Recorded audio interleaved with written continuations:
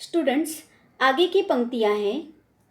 वह सारे उधड़े उधड़े हैं, कोई सफ़ा पलटता है तो एक सिसकी निकलती है।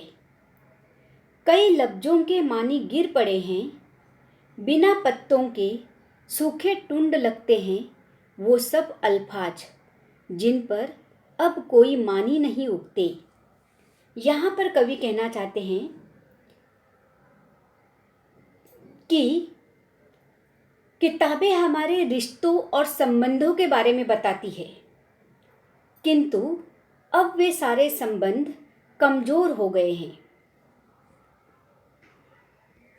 कवि जब किताबें पलटते हैं तब वे उनको तकलीफ़ होती है, क्योंकि अब किताबों की हालात वैसी नहीं है।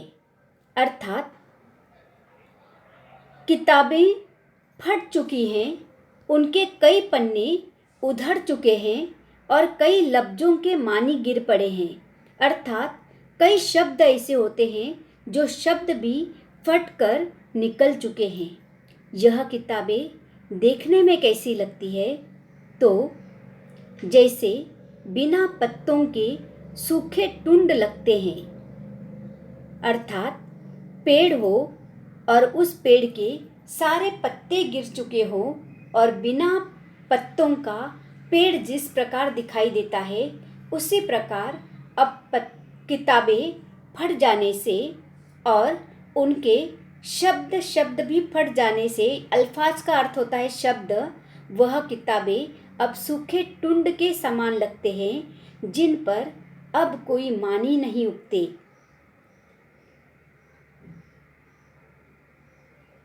कोई मानी नहीं उगना, इसका अर्थ ये है कि अब उन किताबों को कोई पढ़ता नहीं है और उनमें से ज्ञान प्राप्त करता नहीं है और इन्हीं फटे हुए किताबों की तरह अब रिश्ते भी हमारे कमज़ोर होते जा रहे हैं। बच्चों, शब्दों के अर्थ देख लेते हैं। सफ़ा का अर्थ है पन्ना, पन्ना अर्थात पेज। सिसकी अर्थात धीमे धीमे रोना।